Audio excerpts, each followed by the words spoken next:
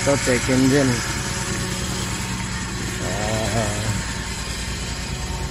Palyado sir, no? Palyado? Oh.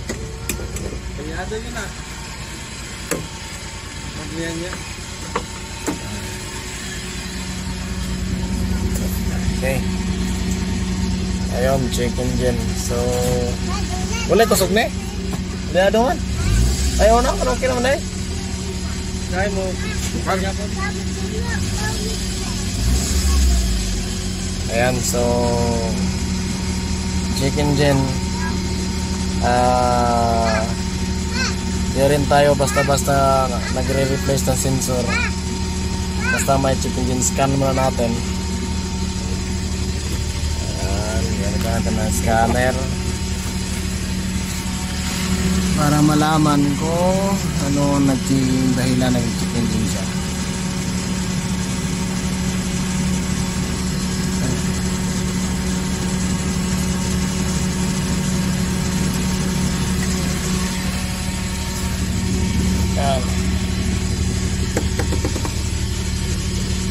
Ayan natin.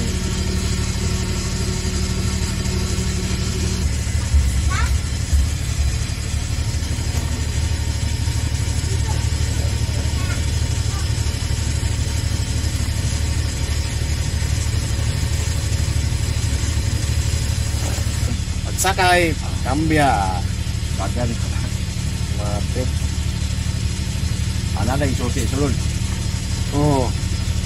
Nagandar kay pagawas unta.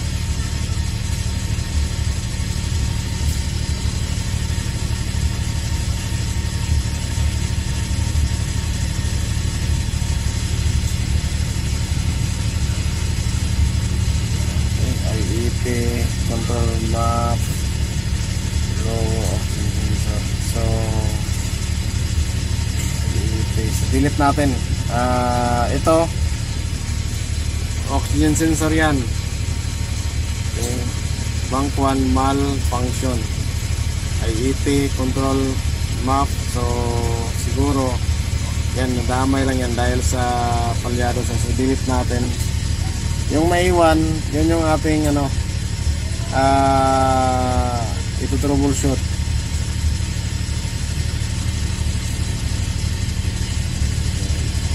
Natin.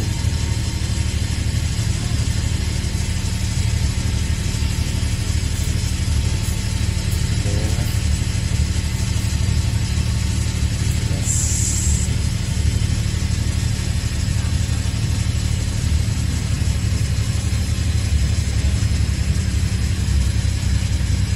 Talaga. Control valve na. So kailangan mapalitan ito oxygen. Pag dinilit, bumalik ulit, ibig sabihin kailangan siyang palitan. So ito natin. So ito yung oxygen sensor nya. Okay, so kuha lang kayo ng number 22 na back range para matanggal nyo yan. So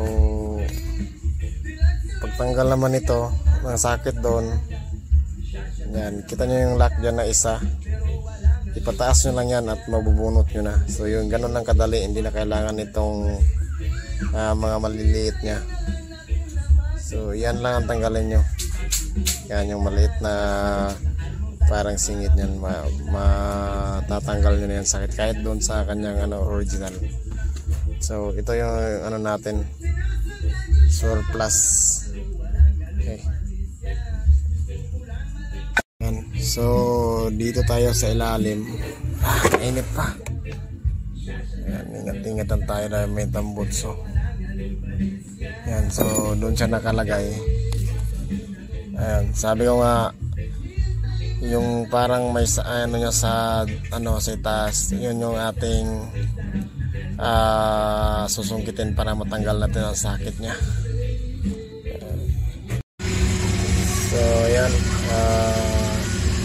pinay-start na natin. Ang problema, mayroon pa rin check engine. So gamitan pa rin natin ng scanner. Ayan, mouse.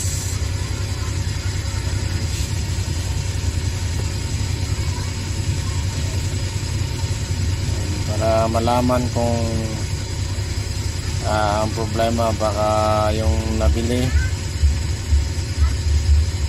nak.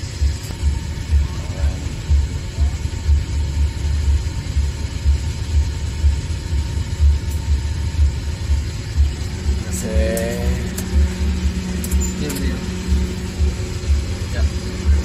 park light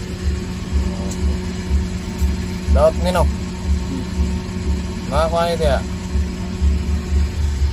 And detective code ay karen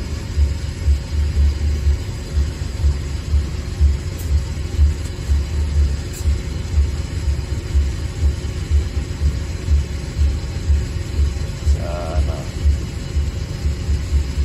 meron pa rin. Ayan, so meron natira, wala na ang oxygen sensor.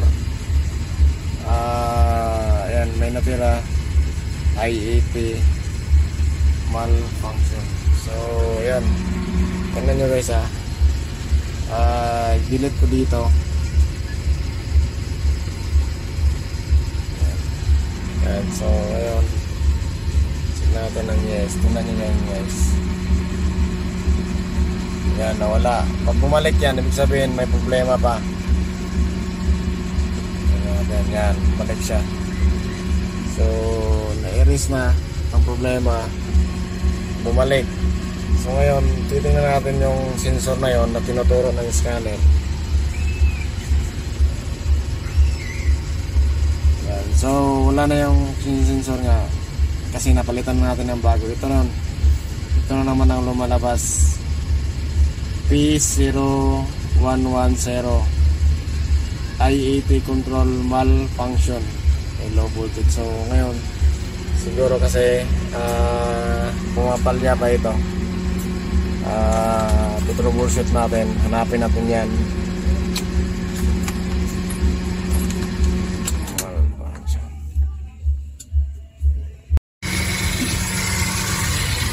Ayun, I-80 sensor. Alam nyo, kahit i-delete natin, nalabas pa rin siya. Kasi nga ito yan, hindi nakakabit. Kasi kabit natin.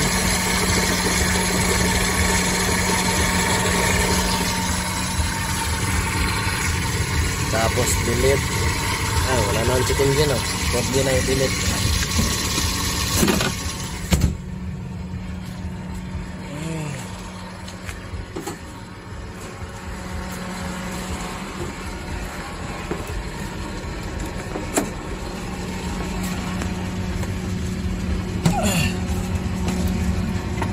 Ayan, so kahit di natin i-delete yan kasi nga naikabit na doon sa ilalim, wala na yung check engine nya. So off natin.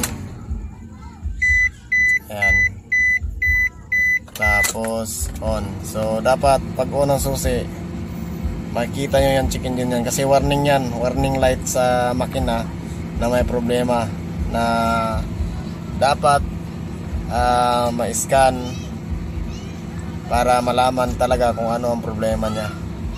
So ngayon meron din minsan naka-check engine siya na okay naman yung andar na makina, pwersa okay naman, pero nailaw yung check engine niya. So yung check engine na yan, pag ang problema ay oxygen sensor, so mapipil mo talaga na medyo ano sa consumption ng gas. Kasi nga ang oxygen sensor siyang nagko-control sa gasolina, sa injector. Siya ang bumabasa sa exhaust manifold kung tama ba ang sunog. So pag may problema yan, hindi niya ma-adjust yung spray ng injector. So yan yung trabaho ni oxygen sensor. Siya nagsisend doon sa ECU. Yan, so ngayon gawin natin dito, delete na natin. Kahit di mo natin i-delete, dyan mo na yan siya. i-start natin kung nawawala ba yung kanyang check engine. So ganun ka-importante pag nagamitan natin ng scanner, kasi nga pag nagre-replace lang tayo ng sensor, hindi natin alam kung ano talaga ang problema niya. Ang mangyayari dyan, pili na pili kayo ng sensor. So ganun ka-importante ang scanner. Start natin. Ayun. So wala nang ilaw dyan. Ang napipil kayo sa sensor dito ay lumalakas daw ang gas consumption niya. So totoo yan, dahil yan sa oxygen sensor. Ngayon delete na natin ito, tapos tingnan natin kung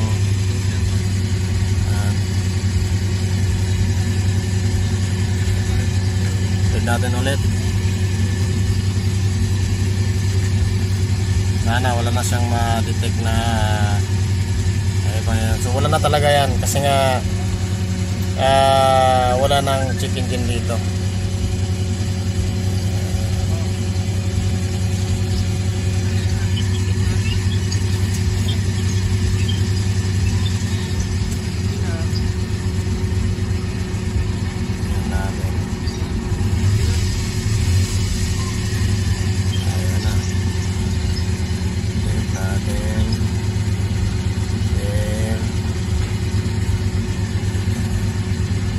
So ayan, makikita nyo, no fault code present. So ibig sabihin, wala nang problema, absuelto na ang makina niya.